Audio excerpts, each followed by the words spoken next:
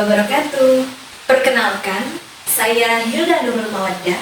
Saya merupakan guru bahasa Indonesia di SMK Negeri 4 Jakarta. Pada saat ini, saya sedang melaksanakan pendidikan profesi guru dalam jabatan Angkatan 3 di Universitas Bengkulu. Pada PPL 3 ini, saya akan menampilkan video pembelajaran secara daring bersama siswa SMK Negeri 4 Jakarta. Pembelajaran ini dimulai dengan guru membagikan tautan Google Meet ke dalam grup WhatsApp kelas. Guru juga membagikan tautan daftar hadir, materi ajar, beserta lembar kerja peserta didik ke dalam Google Classroom. Selamat menyaksikan. Bismillahirrahmanirrahim. Assalamualaikum warahmatullahi wabarakatuh, anak-anak.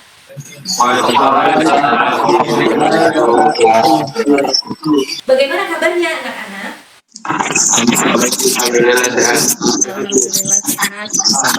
Alhamdulillah, meskipun dalam suasana pandemi COVID-19, namun tidak menyurutkan semangat anak-anak dalam bertatap maya bersama ibu belajar bahasa Indonesia. Baik anak-anak, marilah kita mulai pembelajaran pada hari ini dengan membaca doa. Silakan dipimpin. Hari teman-teman, kita mulai belajar hari ini. Jadi kita berdoa terlebih dahulu. Doa dimulai. Selesai. Anak-anak, marilah kita menyanyikan lagu Indonesia Raya. Silakan berdiri.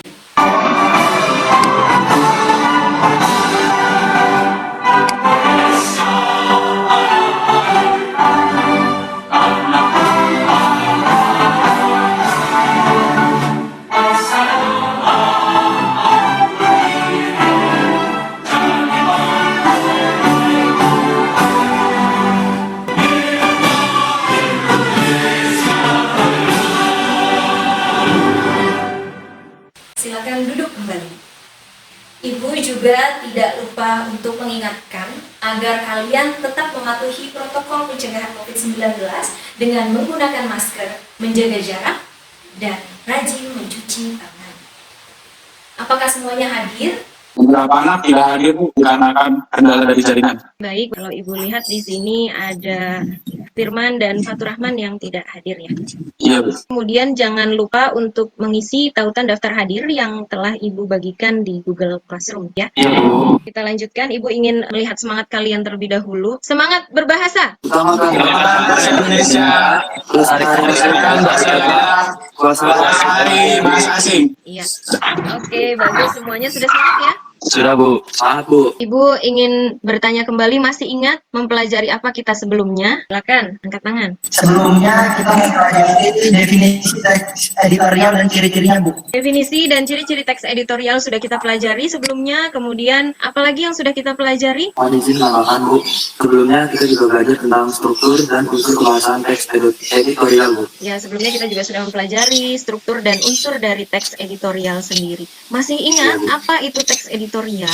Yang dimaksud teks editorial itu adalah artikel utama yang ditulis oleh editor koran yang merupakan pandangan redaksi terhadap suatu peristiwa atau berita yang aktual atau sedang menjadi sorotan. Nah, fenomenal dan kontroversial, menimbulkan perbedaan pendapat, dan teks editorial juga disebut tajuk rencana, Bu. Terima kasih, Hafid, keren, luar biasa. Jadi, teks editorial ini isinya tulisan yang ditulis oleh redaksi. Redaksi itu siapa? Redaksi itu jurnalis, tim pembuat berita yang ada di surat kabar. Dalam hal ini misalnya koran. Jadi di dalam koran, teks editorial ini disebut juga tajuk rencana. Atau ada beberapa koran juga yang menamakan opini. Ya, seperti yang kemarin sudah Ibu berikan tugas, anak-anak mencari teks editorial di dalam koran. Pasti anak-anak sudah memahami bentuknya seperti apa teks editorial yang ada di dalam surat kabar. Selanjutnya, siapa yang bisa memaparkan apa saja struktur pada teks editorial? Silakan.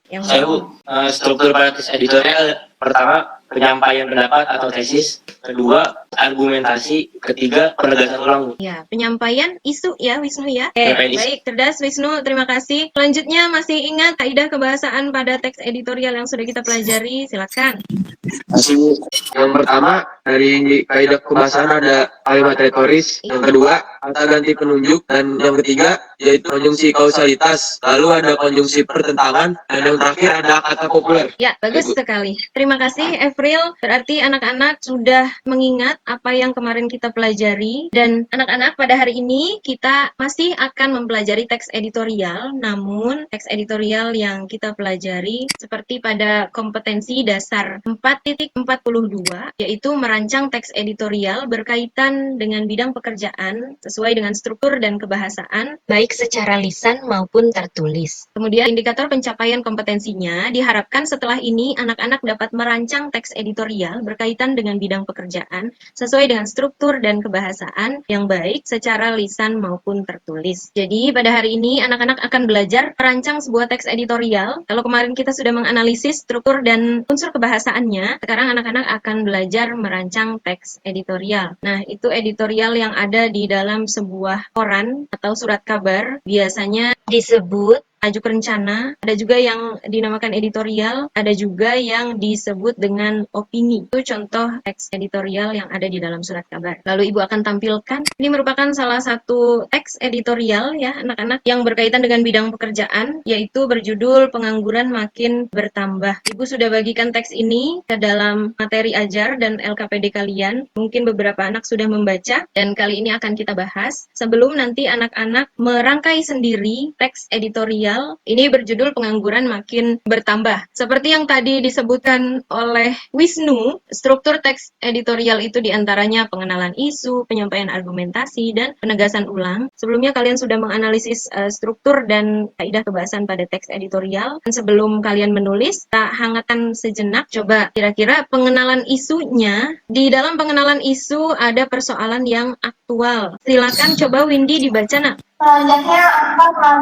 Melonjaknya angka pengangguran itu merupakan persoalan aktual pada teks editorial ini. Jadi, tim redaksi surat kabar ingin menyampaikan argumennya tentang persoalan yang sedang hangat diperbincangkan pada saat ini, yaitu melonjaknya angka pengangguran. Jadi, kita harus berangkat dari persoalan atau isu ketika menulis sebuah teks editorial. Kemudian terdapat fakta, silakan dibacakan. Di situ terdapat berbagai data tertulis pada kuartal 3 tahun 2015 ini mencapai 7,56 juta orang yang menjadi pengangguran. Ya, baik. Jadi kalau memaparkan fakta berarti ada datanya. Ya, data itu biasanya diwakili dengan angka-angka yang ada di dalam sebuah teks. Jadi di sini pada kuartal 3 tahun 2015 ini mencapai 7,56 juta orang. Itu fakta ya, karena ada datanya jelas. Kemudian di paragraf kedua ada penyampaian argumentasi. Silakan dibacakan. Ayo. Silakan Iksan. Data-data BKS ini harus dijadikan acuan pemerintah untuk serius dalam menangani masalah pengangguran. Karena kalau perlambatan pertumbuhan ekonomi ini tidak segera diantisipasi dengan baik, yang tepat, dengan kebijakan yang tepat, jumlah angka pengangguran dikhawatirkan akan terus bertambah. Kemudian di paragraf 5, disinilah pemerintah harus sadar untuk menyelamatkan dan melindungi berbagai bidang industri yang kini sedang mengap-ngap. Jangan sampai industri dibiarkan sendirian, menyelesaikan masalah tanpa ada bantuan dari pemerintah. Ya, ini adalah tanggapan dari redaksi terhadap isu melonjaknya angka pengangguran. Kemudian ditanggapi oleh redaksi sendiri bahwa data-data yang sudah dipaparkan di atas ini seharusnya dijadikan acuan pemerintah untuk serius dalam menangani masalah pengangguran. Karena pengangguran ini makin bertambah ditambah karena adanya PHK sebagai upaya efisiensi. Nah, ini kata redaksi seharusnya data-data tersebut dijadikan acuan oleh pemerintah untuk lebih serius dalam menangani masalah pengangguran. Jadi, redaksi ini berusaha menyampaikan tanggapannya secara objektif ya. Dia melihat bagaimana masyarakat yang banyak di PHK, dia juga melihat industri yang sedang megap-megap menyelesaikan permasalahan karena berbagai macam dan memang harus mengefisiensikan pegawainya dengan cara mem-PHK salah satunya. Gitu ya, anak-anak. Kemudian ada lagi penilaian. Silakan yang lain, gantian. Penilaian faktor terdampak pada paragraf 5, yaitu pertumbuhan ekonomi di kuartal 3 sebanyak 4,73%. Ini memang membaik dibanding sebelumnya yang mencapai 4,56%. Iya. di sini ada penilaian dari redaksi. Jadi di dalam struktur yang kedua, penyampaian argumentasi, harus ada penilaian juga dari redaksi terhadap isu yang sedang diperbincangkan. Sampai sini paham anak-anak? Izin bertanya, Bu.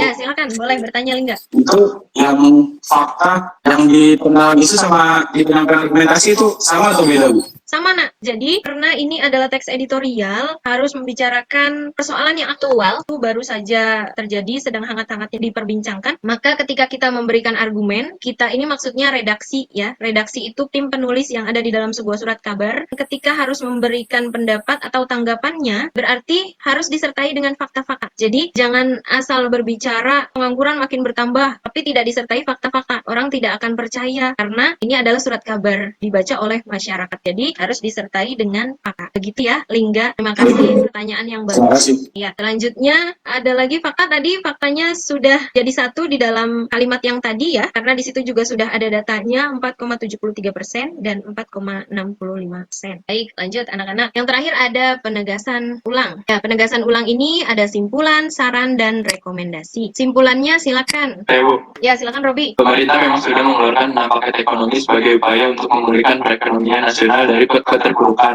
Keterpurukan tersebut dalam banyak berperan dalam memperbaiki masalah ekonomi. Hal ini yang menyebabkan paket-paket kebijakan tersebut belum banyak berperan dalam memperbaiki masalah ekonomi bangsa ini. Selanjutnya, terbatas kenaikan pertumbuhan ekonomi nasional juga disebabkan sejumlah faktor lain. Ya, itu simpulan dari apa yang sudah disampaikan di atas. Selanjutnya ada lagi saran. Silakan. Namun tidak bijak juga kalau menurut menjadikan faktor eksternal sebagai pemikiran permasalahan ekonomi bangsa ini. Sudah saatnya pemerintah melakukan introspeksi dan segera merevisi kebijakan-kebijakan yang dinilai tidak tepat. Intinya, pemerintah harus tetap optimis untuk bisa menyelesaikan masalah. Nah, bagus. Jadi di situ ada saran untuk pemerintah menyelesaikan persoalan pengangguran yang makin bertambah ini. Nah, itu merupakan analisis yang ada di dalam teks editorial berjudul Pengangguran Makin Bertambah. Ini isu... Izin bertanya, Bu. Iya, silakan. Itu saran dan rekomendasi itu disusun oleh redaksi atau diambil dari aspirasi masyarakat, Bu? Oke, baik. Pertanyaan yang sangat bagus, Lingga. Saran dan rekomendasi ini tentunya dibuat oleh redaksi karena teks editorial adalah teks yang ditulis oleh redaksi dari surat kabar tertentu. Namun, pastinya redaksi ini juga merupakan bagian dari masyarakat. Pastinya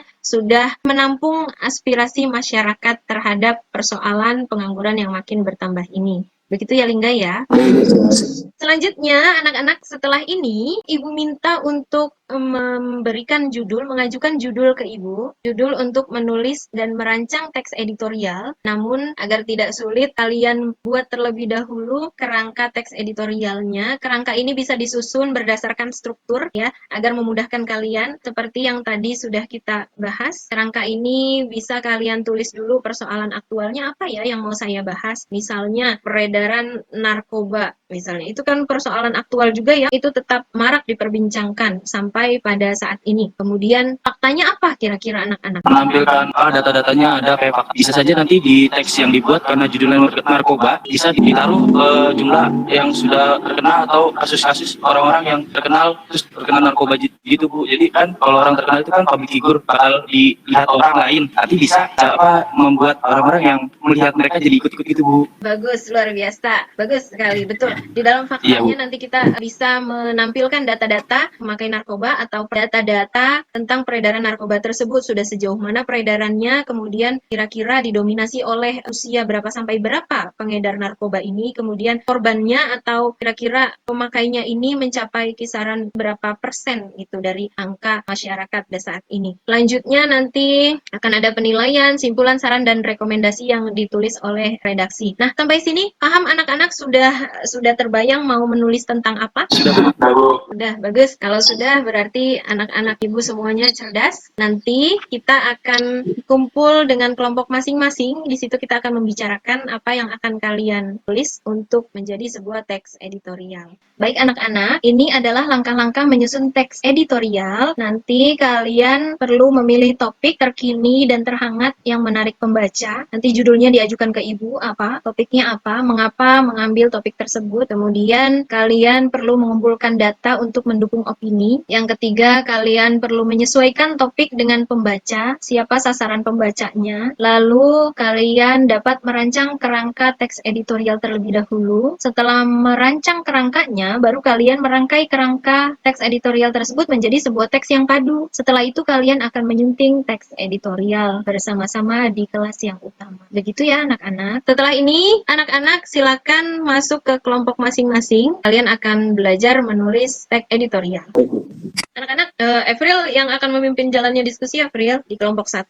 Ya, baik Bu. Silakan mengajukan judul, permasalahannya apa, kemudian mengapa mengambil judul tersebut, begitu, April. Ya, baik. Assalamualaikum warahmatullahi wabarakatuh. Waalaikumsalam. Waalaikumsalam warahmatullahi wabarakatuh. Kali ini kita akan mengajukan beberapa judul dari contoh penulisan teks editorial.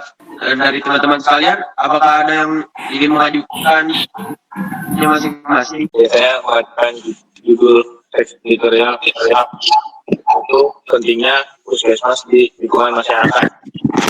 Ya, Jis. Saya mau nanya, kata Jis, teks editorialnya mengapa mengangkat tentang puskesmas? Sedangkan puskesmas di lingkungan masyarakat sendiri memang beberapa sudah ada.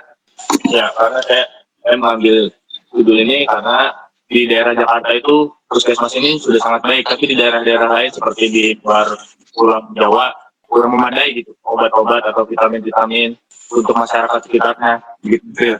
Berarti itu masuknya ke pemerataan dong, ya Jis? Iya, benar.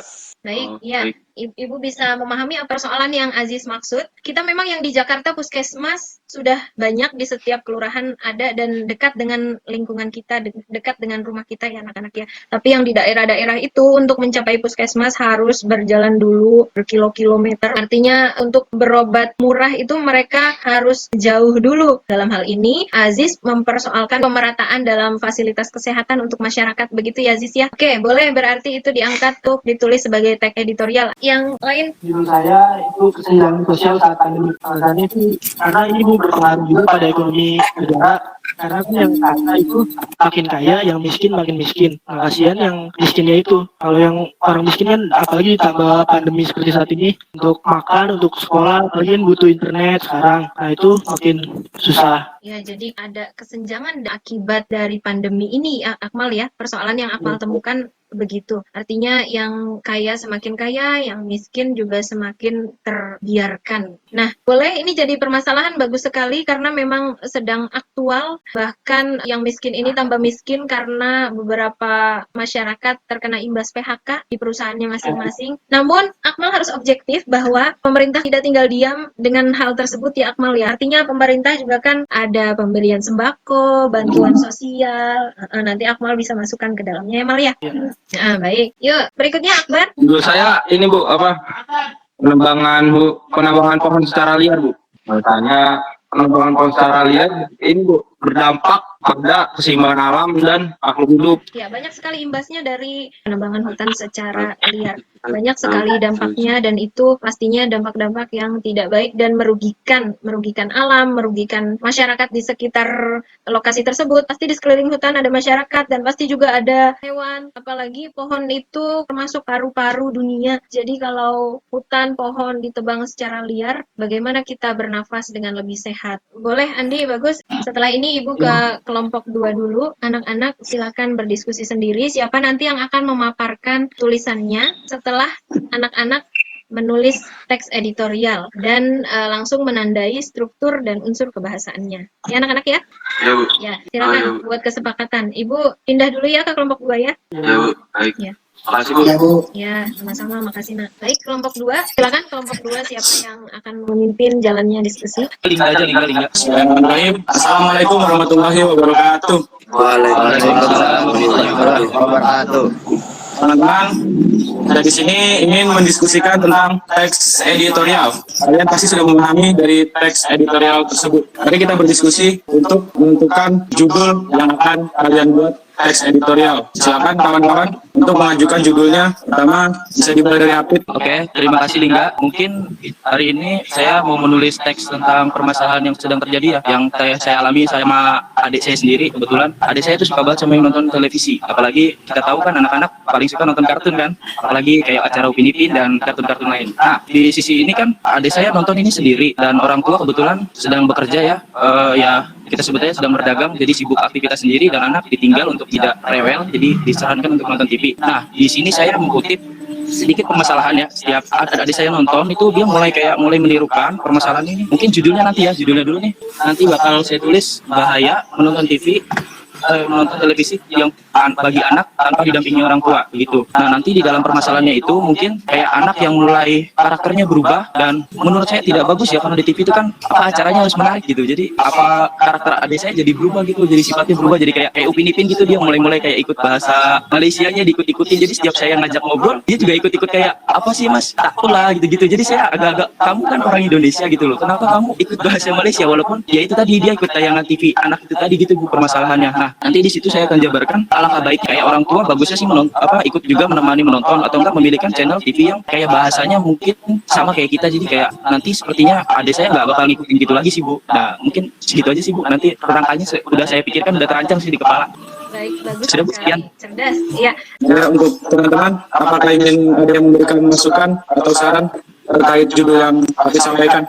Saran saya menurut yang dipaparkan Apit tadi tidak selalu tentang kartun yang dari bahasa dari luar Indonesia itu bisa kita cegah awalnya dari mungkin Komisi Perfilman Indonesia yang mungkin sensornya atau dibuatkan dubbing yang dengan menggunakan bahasa Indonesia, mungkin tidak selalu mengedepankan bagaimana cara orang tua dalam mengawasinya. Bisa juga dari cara lain dengan bagaimana dari Komisi Perfilman Indonesia-nya yang memfilter atau memasukkan film-film kartun anak ke tayangan televisi. Terima kasih San. Dipersilakan untuk yang lainnya, apakah ada yang ingin menambahkan? Tanggapan saya terkait judul Hafid, sebenarnya kartun Upin Ipin dan kartun lainnya, terutama yang berbahasa luar, itu tentu berdampak buruk bagi anak. Karena di dalam kartun tersebut juga terdapat amanat-amanat yang bagus buat anak-anak dan lain sebagainya. Sebenarnya juga justru yang harus kita cegah kita yang Indonesia, seperti sinetron, tentang percintaan dan lain-lainnya. Karena menurut saya itu salah satu hal yang dapat merusak karakter anak bangsa. Terima kasih Bu. Baik, boleh Ibu tanggapi? Iya Bu, silakan. Ya, baik. Terima kasih. Nah, itu adalah diskusi bagus. Ibu senang. Jadi anak-anak bisa memandang dari berbagai hal. Kalau tadi Ihsan memandang bahwa letak kesalahan bukan hanya di orang tua, tapi yaitu sensor atau bagian penayangan di televisi itu harusnya menayangkan yang memang sudah sepatutnya dan sesuai dengan norma-norma dan kebudayaan Indonesia begitu ya. Kemudian kalau Wisnu tadi sebetulnya tayangan itu bagus-bagus saja gitu ya. Tayangannya bagus, ada banyak amanat, dan Upin Ipin ini kan juga di dalamnya terdapat nilai-nilai keislaman ya, yang Ibu tahu. Iya Bu, betul. Kemudian menurut Wisnu yang seharusnya dikurangi malah tayangan-tayangan yang sinetron, pacaran, begitu ya. Masih usia remaja pacaran, pergi sampai malam gitu. Terus disetujui lagi sama orang tuanya. Mestinya itu yang harus dikurangi menurut Wisnu. Nah, Hafid juga pandangannya berbeda lagi karena setiap orang pasti memiliki pandangan yang berbeda. Hanya saja ada anak-anak yang senangnya menonton Upin Ipin. Memang betul karakter dan dialek bahasanya tercermin pada anak tersebut ya. Jadi ngomong sama orang tuanya ikut berbahasa Malaysia itu bukan hal yang buruk, namun akan lebih baik lagi jika orang tua ini mengarahkan anaknya untuk memilih tayangan-tayangan yang berbahasa Indonesia karena cinta dengan bahasa nasional kita, bahasa Indonesia. Sebab sekarang juga perfilman kartun anak ini makin baik, makin banyak yang berbahasa Indonesia. Misalnya tayangan Nusarara, kemudian apalagi anak-anak Adit Soko Jaru itu buatan lokal. Iya, ada nilai-nilainya juga di bagus sih. situ. Bagus sekali. Begitu tanggapan Ibu Hafid ya. Jadi Hafid sudah luar biasa mengambil persoalan tersebut, tinggal nanti dituangkan ke dalam sebuah tulisan ya Hafid ya. Iya Bu, terima kasih. Dan teman-teman juga terima kasih atas masukannya. Mungkin dari Wisnu nanti akan ada sedikit perubahan di kerangka nanti. Dan juga dari Iksan mungkin saya akan memasukin sedikit kayak pemerintahan, masuk kayak KPI gitu untuk mensensor. Mungkin nanti saya masukkan. Terima kasih ya teman-teman atas sarannya. Keren, bagus. Oke, luar biasa cerdas anak-anak. Dilanjut Lingga yang lain. Ya, untuk selanjutnya dipersilakan untuk Ihsan untuk mengajukan judulnya. Oke, di sini judul yang saya angkat untuk menjadikan teks editorial adalah dampak penggunaan internet bagi anak di bawah umur tanpa pengawasan orang tua. Di zaman modern sekarang ini, anak-anak di bawah umur sudah disediakan oleh orang tuanya dengan perangkat-perangkat atau fasilitas-fasilitas yang bisa mengakses internet dengan mudah dan sendiri di mana saja. Penggunaan internet oleh anak-anak di bawah umur ini bisa menjadi sebuah sumber masalah yang bisa memberikan dampak pada si anak jangka panjang maupun jangka pendek ya. Di sini yang saya bahas adalah bagaimana cara menanggapinya dan apa saja dampak-dampak bagi anaknya. Untuk kawan-kawan, apakah ada yang ingin menambahkan atau memberi saran kepada Ihsan? Saya. Ya, Rian Maulana dipersilakan. Menurut saya penggunaan internet untuk anak itu cukup bagus ya, karena di zaman sekarang ini semua sudah memakai teknologi. Tergantung bagaimana orang tua tersebut harus membatasi agar anak itu juga tidak tertinggal zaman atau terlindas zaman. Terima kasih. Saya mau menambahkan Rian, Bu.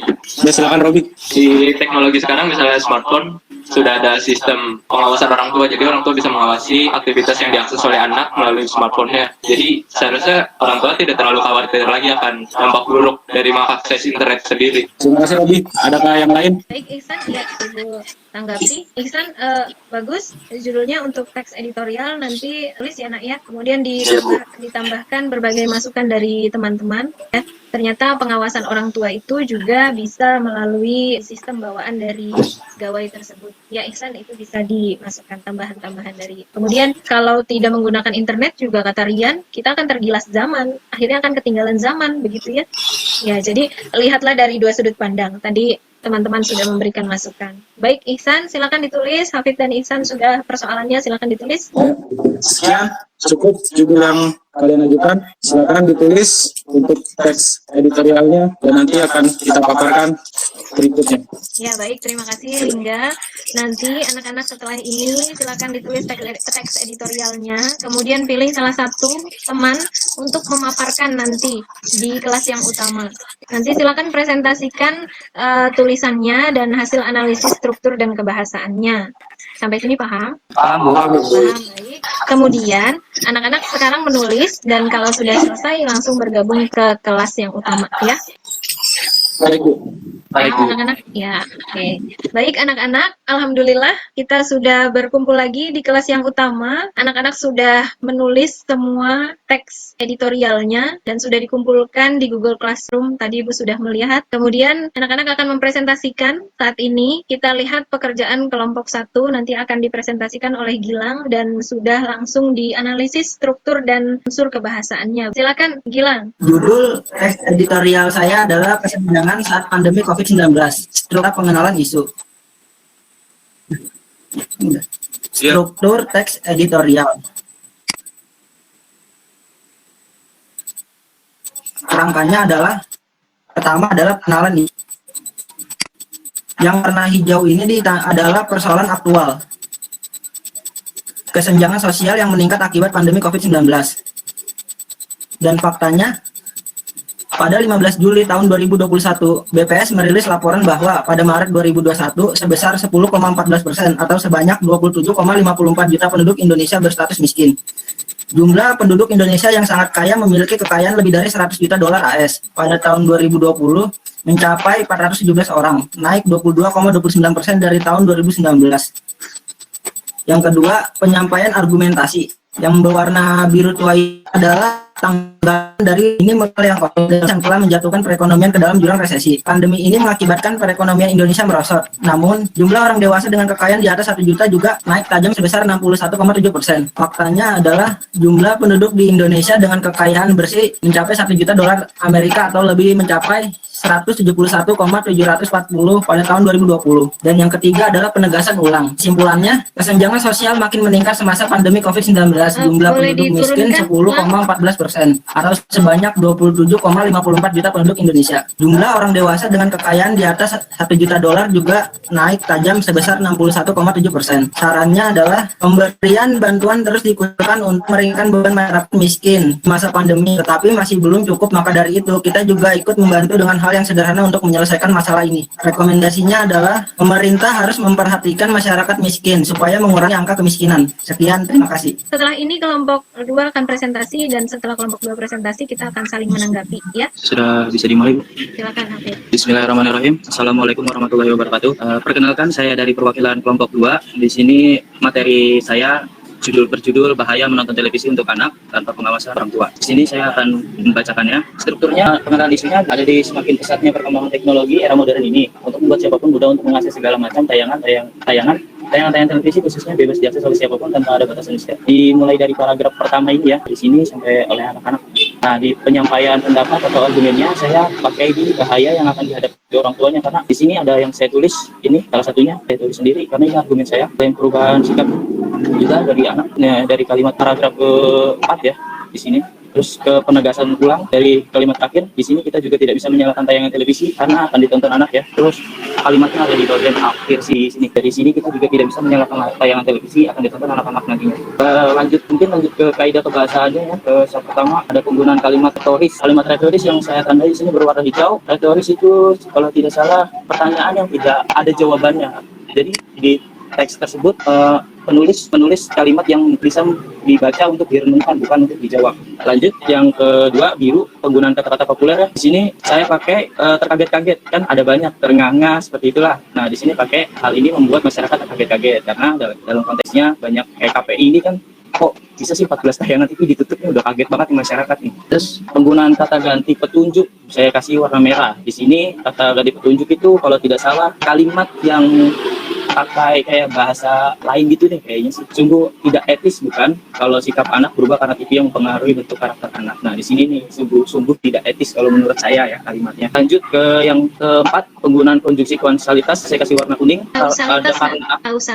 Kausalitas itu karena ya biasanya. Nah, di sini kan ada tulisan karena dalam konteks tayangannya tidak mengedukasi dan ada unsur kekerasan, spiritual dan pembulian yang tidak layak untuk ditontonkan. Nah, ini menurut saya adalah konjungsi kausalitas. Nah, yang kelima terakhir penggunaan konjungsi pertentangan ya. Pertentangan itu di sini saya pakai, namun tidak jarang si anak juga cenderung lebih banyak mengkonsumsi camilan ya. Sama di sini kita juga tidak menyalakan tayangan televisi akan ditonton anak-anak. Sebagai orang tua harus memilih dan mengawasi tontonan yang baik untuk anaknya. Seperti itu kurang lebihnya. Mungkin dari saya itu saja. Terima kasih. Wassalamualaikum warahmatullahi wabarakatuh. Waalaikumsalam warahmatullahi wabarakatuh. Ya, bagus sekali kelompok 1 dan kelompok 2.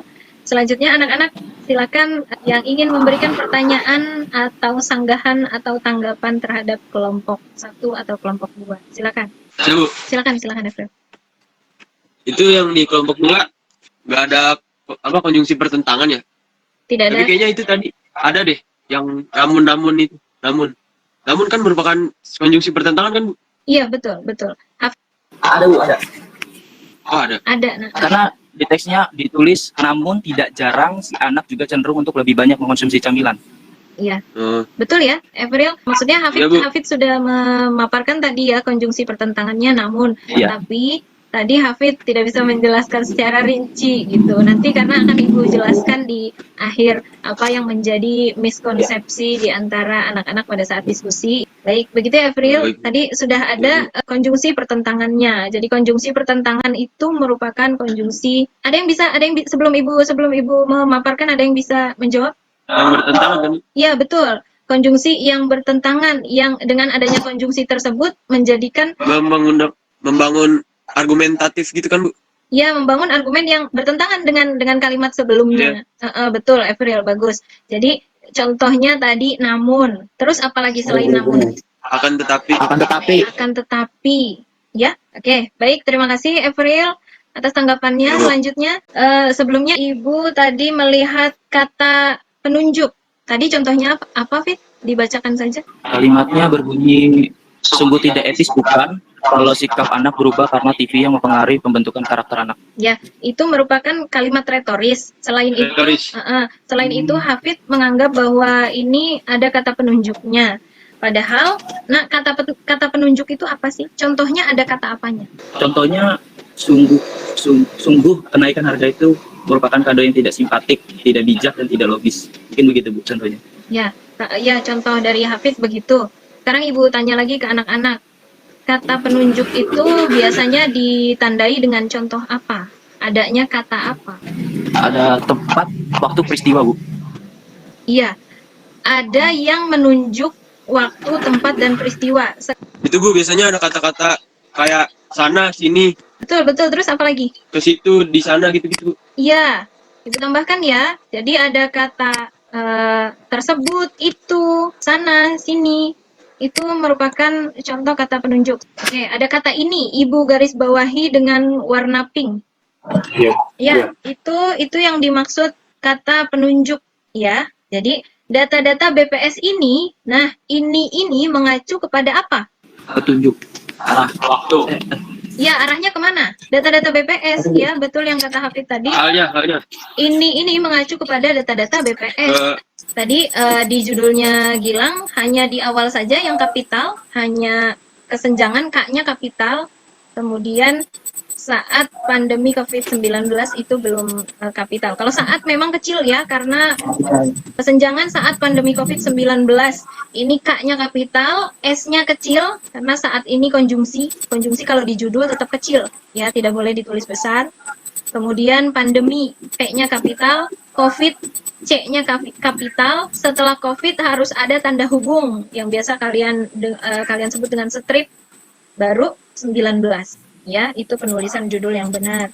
Terus tadi juga penulisannya belum rata kanan kiri ya. Kirinya sudah rata, kanannya belum rata. Kalau pemaparan argumentasi Ibu rasa sudah cukup baik ya. Untuk anak-anak seusia kalian sudah keren banget untuk menulis sebuah teks editorial. Mudah-mudahan nanti bisa menjadi salah satu redaksi di Surat Kabar Indonesia ya. Amin. Bu, ingin bertanya Bu, Baik, silakan Ihsan. bagaimana cara atau kesenjangan sosial itu bisa menurunkan atau menaikkan kadar ekonomi tadi yang pendapatan gitu Gilang? Apa satunya boleh bantu jawab Bu? Boleh. Kalau mau kesenjangan sosial kan, otomatis pengangguran kayak bertambah. Terus pemasukan negara juga bakalan turun tuh. Jadi tuh bakalan terjadi resesi dan nantinya kesenjangan sosial itu bakalan bertambah gara-gara pengangguran itu kan. Oke, kelompok 1 sudah presentasi, silakan kelompok 2 boleh ditayangkan kembali agar kelompok 1 nanti menanggapi. Nah, ini anak-anak, Iya Bu. di paragraf kedua nak, dilihat data dari KPI sendiri, spasi, koma, terus P-nya kapital. Sebaiknya bagaimana? Koma dulu baru spasi Bu. Koma dulu, spasi, P-nya kecil, betul. Bagus. Oh, luar biasa, langsung diubah. Nah, terus ada juga kata pembulian. Pembulian ini ada bahasa Indonesianya, nak. Perundungan. Kalau mau berbahasa Inggris nanti berarti tulisannya harus dimiringkan. Tapi kita pakai saja bahasa Indonesia, perundungan. Ya. Kalau strukturnya tadi sudah kita lihat, sudah benar. Kaidah kebahasannya juga tadi. Terus, yuk silakan menanggapi. Bu, kalau hal ini membuat masyarakat terkaget-kaget itu termasuk ini nggak Bu, kalimat petunjuk? Kan ada kata ini. Iya, makanya tadi Ibu bilang kaidah kebahasaan ya, nak. Betul. Hal ininya itu termasuk kata penunjuk. Penunjuknya kemana? Peristiwa. Iya, betul. Penunjuknya ke peristiwa sebelumnya. Bagus. Nah, ini kata di sini dipisah ya, nak. Ini Bu. Orang tua Fit. Oh iya. Iya, baik buruknya akan dikembangkan. Dikembangkan. Nggak pakai spasi. Kalau yang Harvard School ini di garis miring nggak Bu? Nggak usah, nak, karena itu nama lembaga. Ya. Oh baik Bu. Kecuali bahasa Inggris, misalnya tadi bullying, kalau ada di situ berarti harus tulisan miring. Ya. Iya Bu. Oke, bagus. Ayo satu orang lagi menanggapi, habis itu selesai. Bu, apa saya boleh bertanya? Iya, boleh.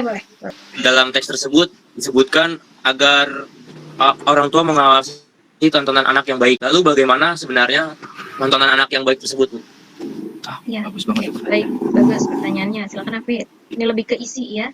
Sebenarnya tontonan yang baik itu adalah tontonan yang dipilihkan oleh orang tua ya. Jadi kan orang tua tahu mana baik mana buruk dan itu bisa diajarkan untuk anak. Jadi misalnya kalau anak mau nonton nih, kita sama-sama ngelihat orang tuanya ngelihat kayak oh ini bagus nih buat anaknya. Nah ini aja gitu. Terus TV-nya kan bisa disetel buat tayangan itu aja, di lock gitu. Kalau menurut saya segitu aja. Ya, baik. Jadi bisa orang tuanya langsung yang memilihkan. Karena orang tua ini paham mana tontonan yang baik, mana tontonan yang tidak baik, yang pantas untuk anak yang mana. Jadi memang orang tua wajib mengawasi tontonan anak-anak dan wajib membimbing, mengarahkan tontonan mana yang layak untuk anak-anak. Agar anak-anak tidak hanya menonton sinetron, percintaan, drama-drama romantis, karena belum waktunya. Di situ di tayangan sinetron itu ada banyak adegan anak-anak terlalu berani terhadap gurunya. Terus jalan bersama pacar diperbolehkan sama orang tuanya. Nah, itu hal-hal yang tabu yang dibiarkan saja ada di dalam sinetron. Karena betul kata siapa tadi ya?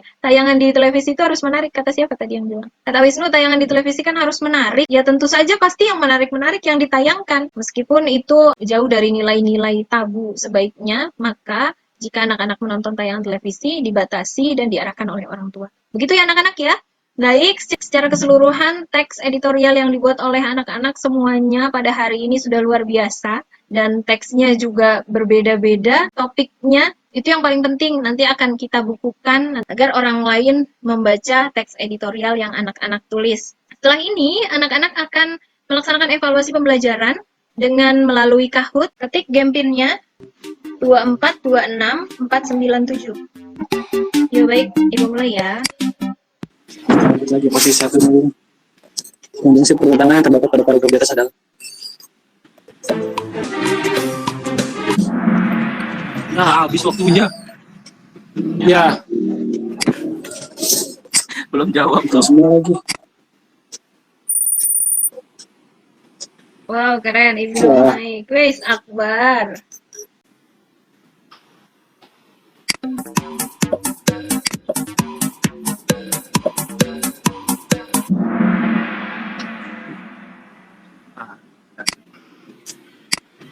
Argumentasi.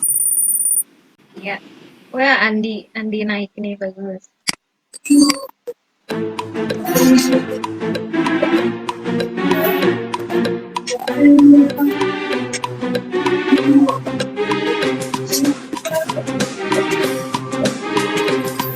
Salah. Kepencet-pencet, Bu. Oke, kita lihat ya siapa juaranya.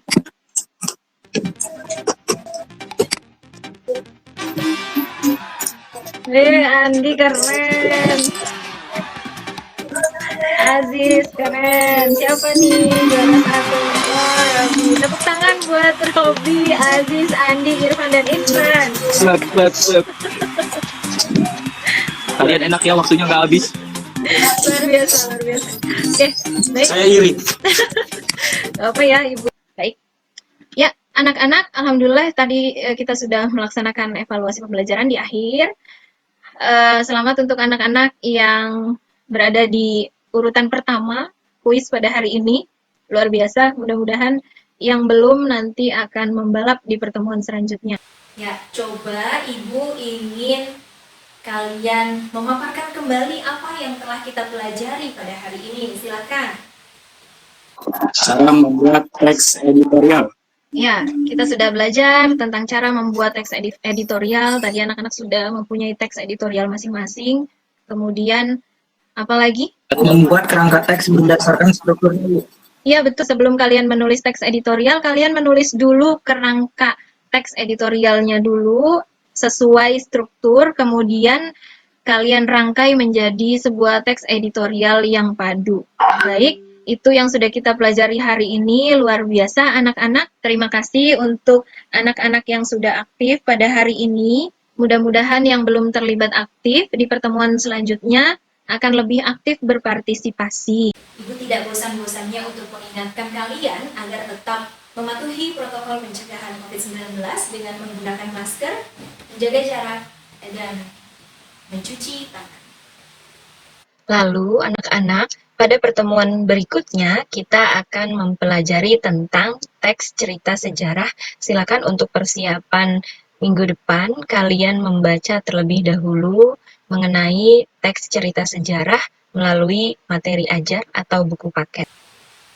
Alhamdulillah, pembelajaran kita pada hari ini telah selesai. Marilah kita tutup dengan membaca doa yang akan dipimpin oleh Ihsan. Silakan Ihsan.